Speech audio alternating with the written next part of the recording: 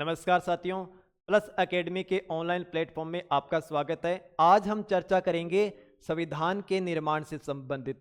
कल हमने चर्चा करी थी कि समितियां कितनी है, यानी 8 बड़ी समितियां थी और 13 छोटी समिति थी। समितियों के बारे में हमने कल चर्चा कर ली थी। आज हमारा मुख्य फोकस रहेगा प्रारूप समिति पर।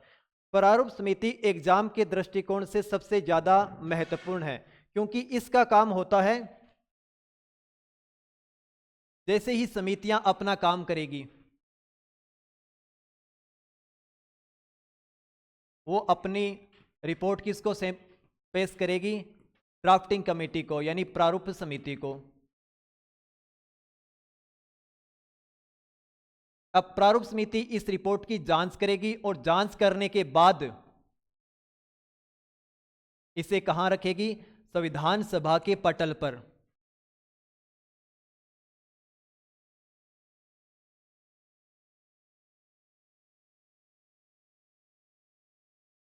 तो मेनली काम किसका है? प्रारूप समिति का, यानी जांच करने का कार्य किसका है? प्रारूप समिति का। प्रारूप समिति मुख्यतः क्या करेगी? संविधान की जांच करेगी। इसलिए प्रारूप समिति को सबसे महत्वपूर्ण माना जाता है। और प्रारूप समिति के अध्यक्ष कौन है? डॉक्टर भीमराव अंबेडकर महोदय।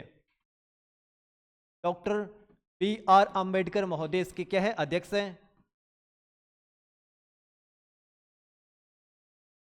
इसके बाद में हम देखते हैं कि संविधान सभा की सभी समितियों में सबसे महत्वपूर्ण समिति कौन सी है? प्रारूप समिति।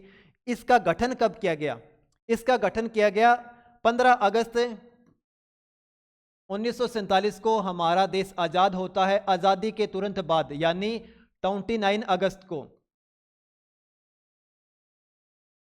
आपको याद ऐसे रखना है कि हमारा देश 15 अगस्त 1947 को आजाद हुआ। उसके कुछ ही दिन बाद में प्रारूप समिति का गठन किया गया। और प्रारूप समिति के अध्यक्ष कौन है? डॉक्टर भीमराव अंबेडकर महोदय। और इसका कार्य क्या है? इसका कार्य है संविधान की जांच करना। यानी जो भी समिति अपनी रिपोर्ट पेश करेगी उसकी जांच पहले प्रारूप समिति करेगी, उनको डिजाइन करेगी और डिजाइन करने के बाद इसे कहां रखेगी? संविधान सभा के पटल पर रखवाएगी। तो इसके बाद में हम देखते हैं इनके सदस्यों के बारे में। ये एक 7 सदस्यीय बॉडी थी। और जिसके अध्यक्ष कौन है? जिसके अध्यक्ष है डॉक्टर भीमराव अंबेडकर महोदय। इसके अलावा इसके अन्य 6 सदस्य कौन हैं? प्रथम सदस्य है एन गोपाल स्वामी अयंगर।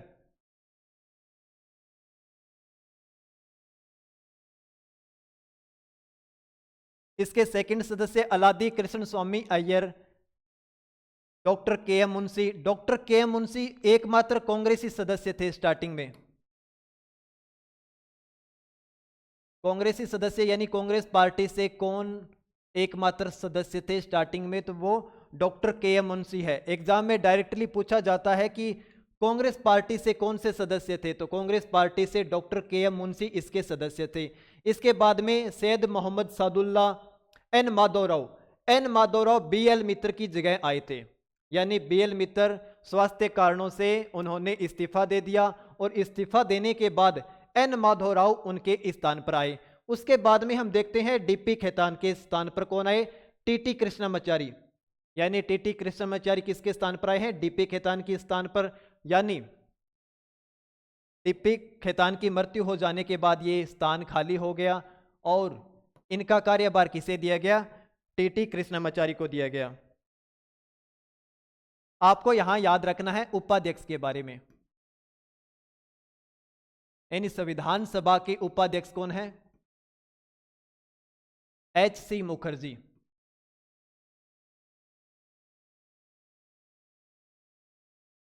और एच.सी. मुखर्जी को कब चुना गया? 25 जनवरी 1947 को।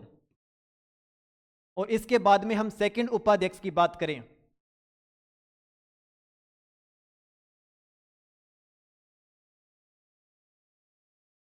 तो वो है वीटी कृष्णमाचारी। वीटी कृष्णमाचारी, जिन्हें कब चुना गया? 16 जुलाई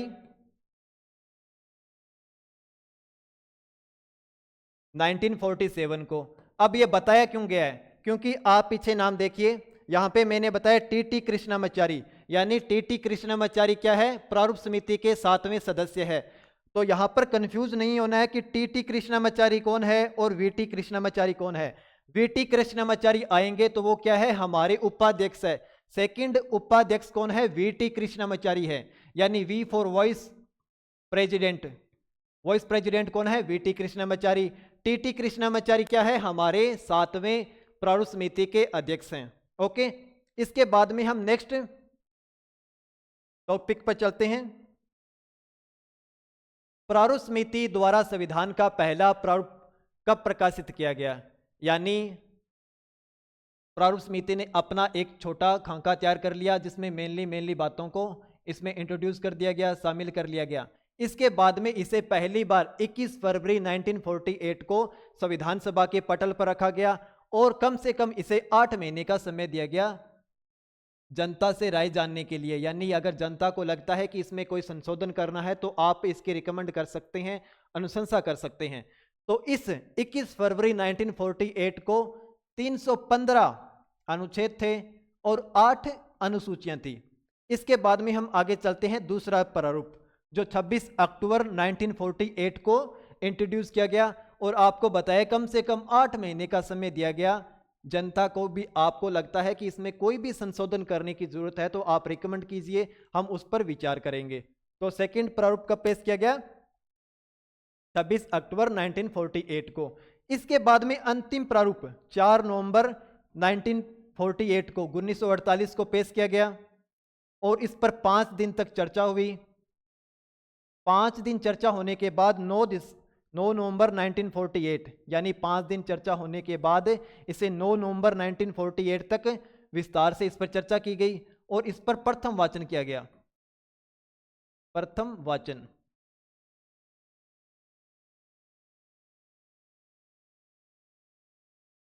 अब प्रथम वाचन का अर्थ क्या है, अब हमारा संविधान बनकर ऑलमोस्ट तैयार हो चुका है, यानी जो भी समितियों ने अनुशंसा देनी थी वो दे दी है और उसके बाद में संविधान को, पूर्ण संविधान को संविधान सभा के समक्ष रखा गया और उस पर पहली बार वाचन यानी उसको बोलकर पढ़ा गया।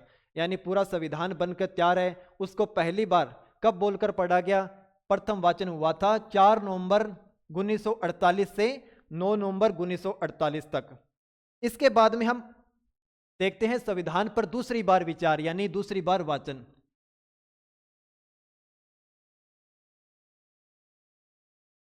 संविधान पर दूसरा वाचन कब होता है, यह वाचन सबसे लंबा चला था 15 नवंबर 1948, 15 नवंबर 1948 से शुरू हुआ और 17 अक्टूबर 1949 1949 तक चला।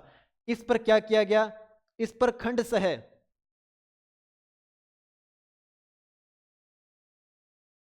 खंडवार विचार किया गया।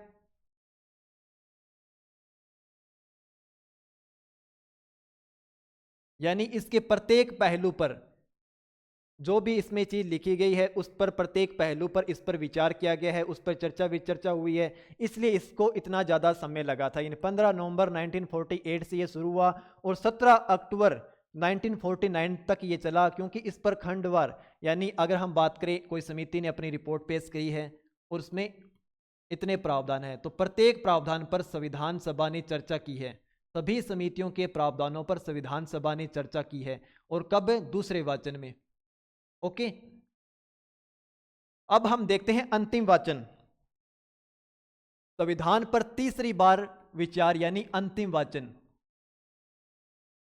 अंतिम वाचन में क्या होता है, अंतिम वाचन में ओनली मतदान होता है और सर्वसम्मति से संविधान को स्वीकार कर लिया जाता है। तो यह स्टार्ट कब होता है, 14 नवंबर 1949 से इसकी शुरुआत होती है और डॉक्टर भीमराव अंबेडकर के द्वारा एक प्रस्ताव पेश किया जाता है। यानी 14 नवंबर 1949 को डॉक्टर भीमराव अंबेडकर के द्वारा एक प्रस्ताव पेश किया जाता है जिसे हम कहते हैं the constitution as settled by the assembly be fast. इसे यूपीएससी में पूछा गया है। यानी वो कौन सा नाम है जिसके आधार पर हमारे संविधान सभा में अंतिम वाचन हुआ था, अंतिम में प्रस्ताव पेश किया गया था, तो वो है the constitution as settled by the assembly be fast. Okay, और इसे 26 नवंबर 1949 को पारित कर दिया गया था। हमारे संविधान को कब बनकर तैयार हुआ था? हमारा संविधान बनकर तैयार हुआ था 26 नवंबर 1949 को बनकर तैयार हुआ था। ओके, अब हम 26 नवंबर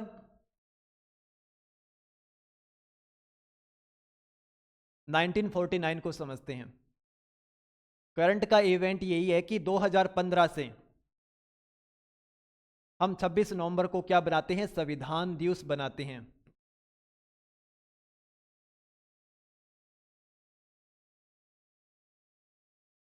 दो 2015 से हम 26 नवंबर को संविधान दिवस के रूप में बनाते हैं। तो आपके लिए इंपॉर्टेंट है कि संविधान दिवस किस दिन बनाया जाता है, तो वो है 26 नवंबर के दिन।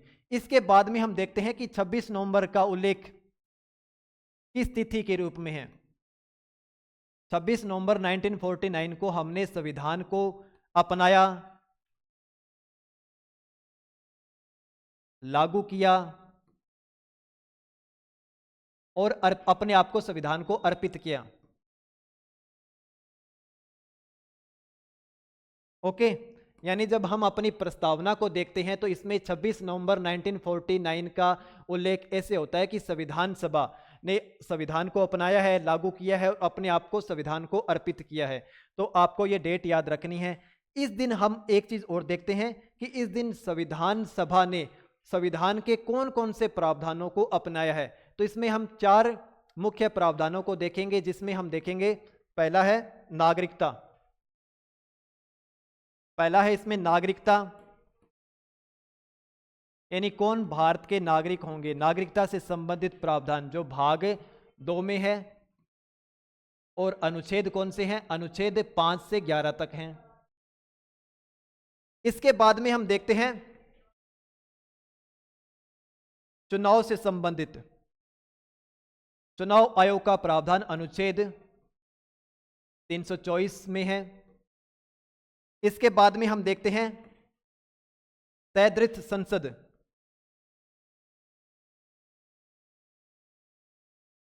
यानी अस्थायी संसद। अस्थायी संसद ऐसे है कि जब हमारा संविधान बनकर तैयार हो गया तो संसद यानी संविधान सभा क्या कर रही थी?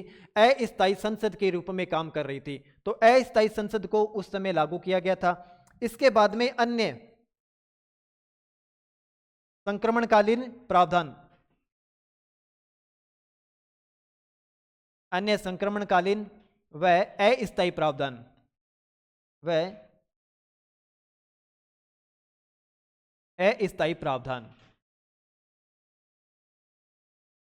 ये 4 टर्म ऐसे थे जिन्हें संविधान लागू से पहले, यानी जब हमारा संविधान लागू होता है 26 जनवरी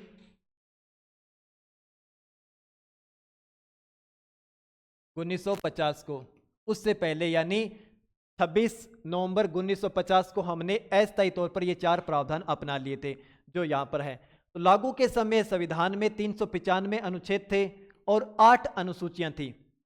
अब इसके बाद में हम आगे बढ़ते हैं।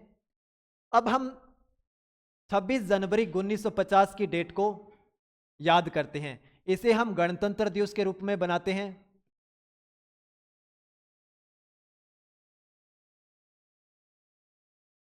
और संविधान निर्माताओं ने 26 जनवरी 1950 के दिन को ही क्यों चुना? जब हमारा संविधान 26 नवंबर को बनकर तैयार हो चुका था तो इतना वक्त क्यों लिया गया? क्योंकि वो एक ऐतिहासिक दिन को हमेशा के लिए याद रखना चाहते थे। वो था लाहौर अधिवेशन। लाहौर अधिवेशन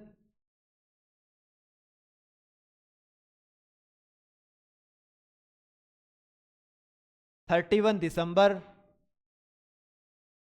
1929। इस दिन कांग्रेस पार्टी के द्वारा प्रतिज्ञा की गई थी कि हम 26 जनवरी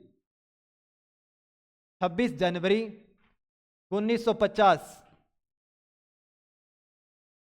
26 जनवरी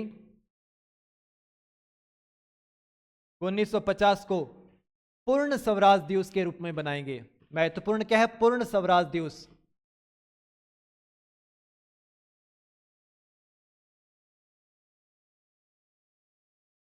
इस दिन को हमेशा के लिए याद रखने के लिए संविधान निर्माताओं ने 26 जनवरी को चुना और 26 जनवरी को हम गणतंत्र दिवस के रूप में बनाते हैं।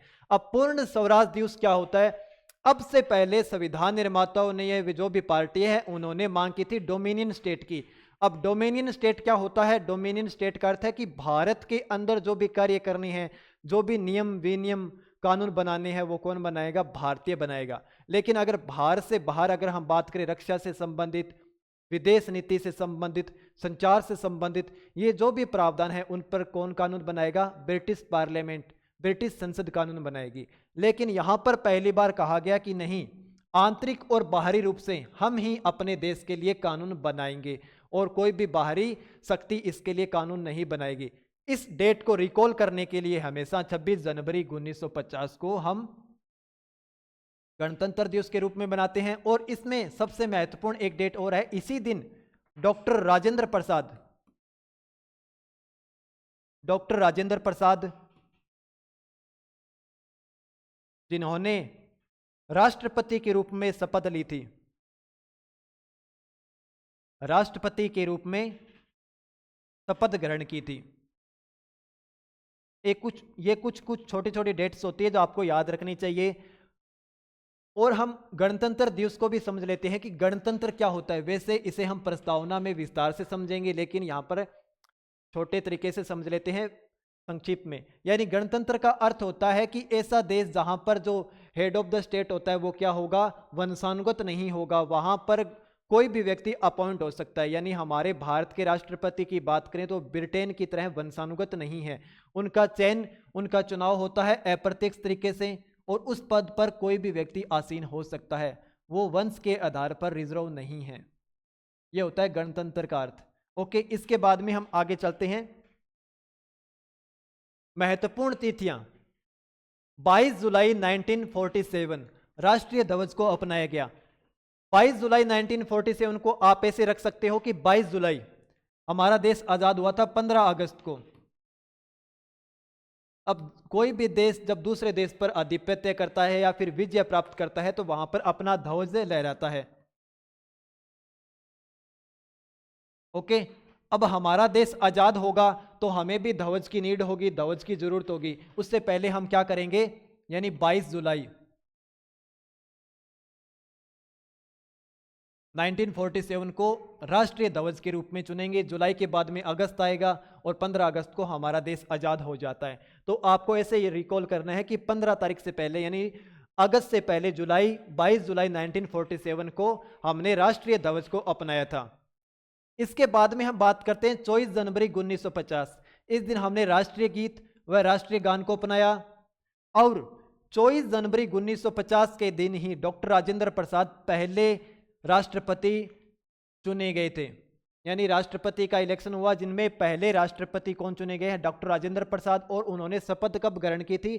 26 जनवरी 1950 को उन्होंने शपथ ग्रहण की थी। इसके बाद में हम समय बात करते हैं। समय लगता है 2 साल 11 माह और 18 दिन। इतने दिनों में हमारा संविधान बनकर तैयार होता है। और इसी में हम याद रख सकते हैं मेनली कि कुल बैठक कितनी हुई थी। तो कुल बैठक हुई थी 11 बैठकें हुई थी और 165 अधिवेशन हुए थे। यानी कुल 11 बैठक 11 सेशन हुए थे, 165 इसमें दिन बैठक हुई थी।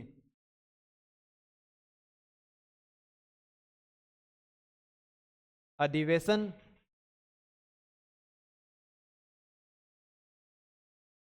और बैठक 165 दिन, 11 अधिवेशन हुए हैं और 165 इसमें बैठकें हुई है। आपको याद रखना है। इसके बाद में हम देखते हैं कुल खर्च की बात। कुल खर्च लगभग 65 लाख रुपए आया था।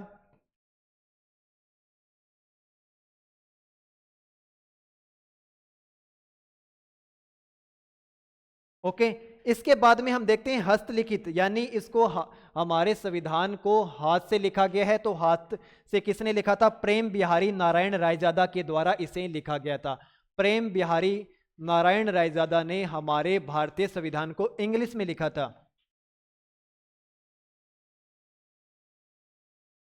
अब इंग्लिश में लिखा है तो किसी ने हिंदी में भी लिखा होगा, तो इसे वसंत कृष्ण वैद्य के द्वारा हिंदी में लिखा गया है। हिंदी संस्करण किसके द्वारा लिखा गया है? वसंत कृष्ण वैद्य के द्वारा। अब हम बात करते हैं सजावट की। जब हम अपनी इस प्रस्तावना को देखते हैं, फिर पूरे संविधान को देखते हैं, तो यहां पे लिखा हुआ है हमारे अनुच्छेद भाग, यहां पर की हुआ है कलाकृति। अब ये कलाकृति किसके द्वारा की गई है? ये कलाकृति की गई है नंद शांति निकेतन के कलाकार थे, और नंदलाल बोस और बिहुर राम मनोहर सिन्हा के द्वारा की गई है। यानी इन दोनों व्यक्तियों ने, नंदलाल बोस और बिहुर राम मनोहर सिन्हा के द्वारा ये जो कलाकृति की गई है, इनके द्वारा की गई है। एग्जाम में यह भी पूछा जा सकता है कि प्रस्तावना पर किसने कलाकारी की है। अगर हम स्पेशली प्रस्तावना की बात करें तो प्रस्तावना को किसने डिजाइन किया है? प्रस्तावना की डिजाइन बिहुर राम मनोहर सिन्हा के द्वारा की गई है। इसके बाद में हम देखते हैं संविधान सभा का प्रतीक चिन्ह क्या था? प्रतीक चिन्ह हाथी था। और संविधान सभा का सचिव कौन है? HVR अयंगर इसके सचिव है। अब सचिव क्या होता है? जब आप संविधान सभा यानी अब प्रेजेंट में संसद की कार्रवाई देखते हो तो सबसे आगे ओम बिरला पीठासीन अधिकारी बैठे रहते हैं, उसके बाद में हमारे MPs सांसद होते हैं, और यहाँ पर जो चेंबर लगा होता है यहाँ पे हमारे सचिव बैठते हैं। तो उस समय संविधान सभा के सचिव कौन थे? HVR अयंगर इसके सचिव थे। ओके, ये हमने मेन मुख्य तथ्य देखे हैं। अब इसके बाद में हम आगे चलते हैं। अब हम चर्चा करेंगे जो हमने देखा है उससे संबंधित क्वेश्चनों के बारे में।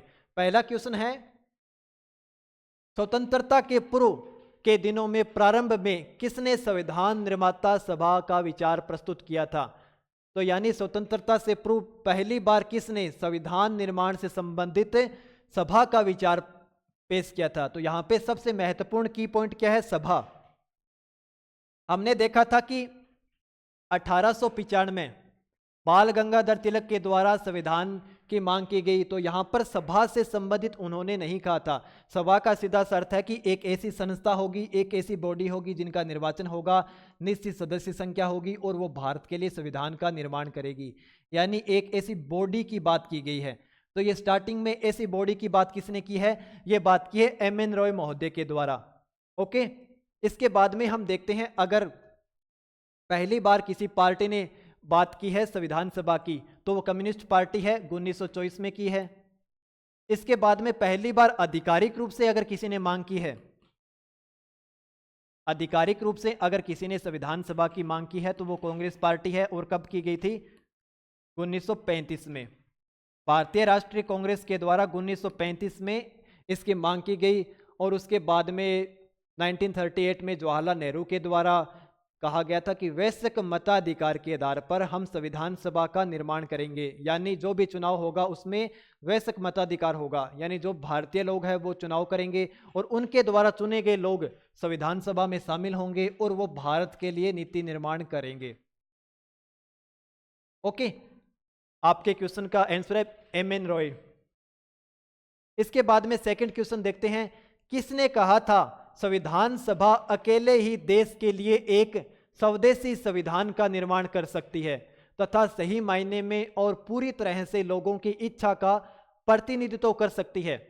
तो हमने देखा था 1922 में गांधी जी ने कहा था कि भारतीय संविधान भारतीयों की इच्छा और आकांक्षा के अनुसार होगा। तो इसका सही आंसर क्या होगा? महात्मा गांधी।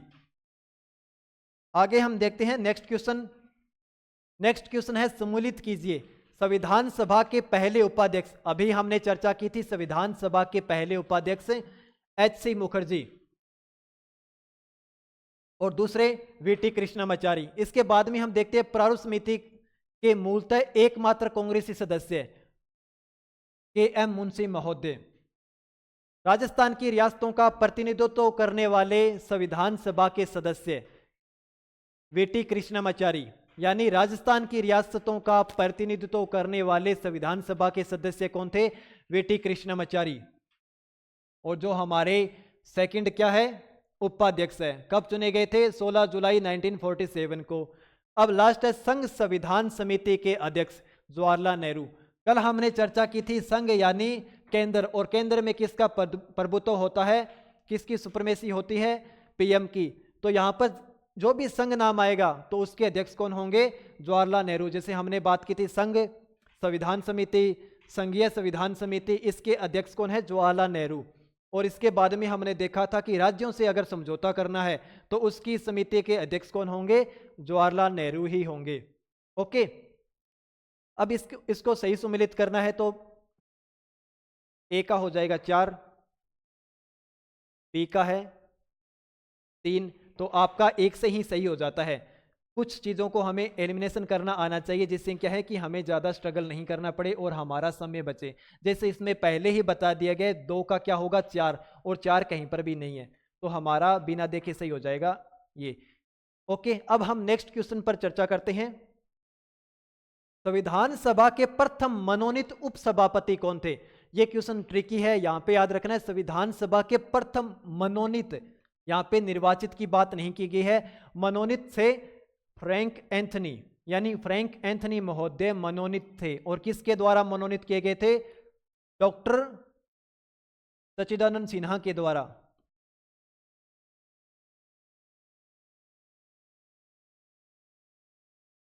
और डॉक्टर सच्चिदानंद सिन्हा क्या है, प्रथम अस्थायी अध्यक्ष।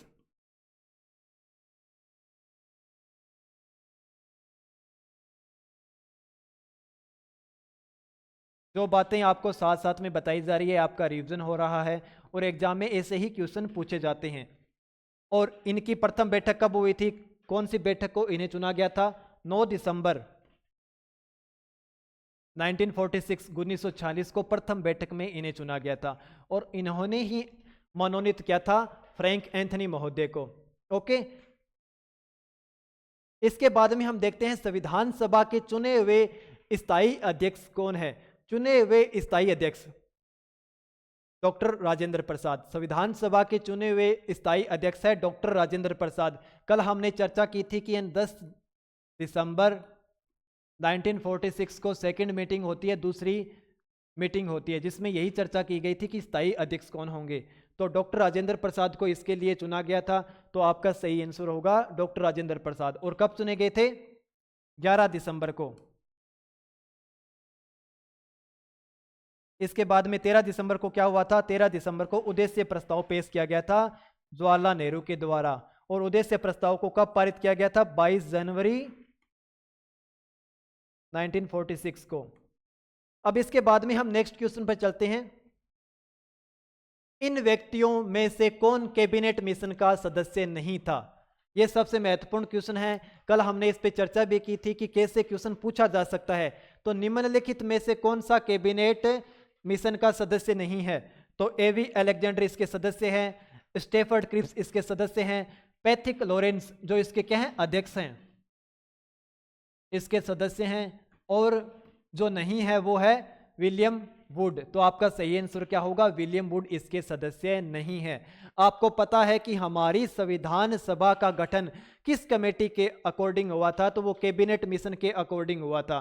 कैबिनेट मिशन ने अनुशंसा की थी 389 सदस्य होने चाहिए, 10 लाख पर एक प्रतिनिधि चुना जाएगा।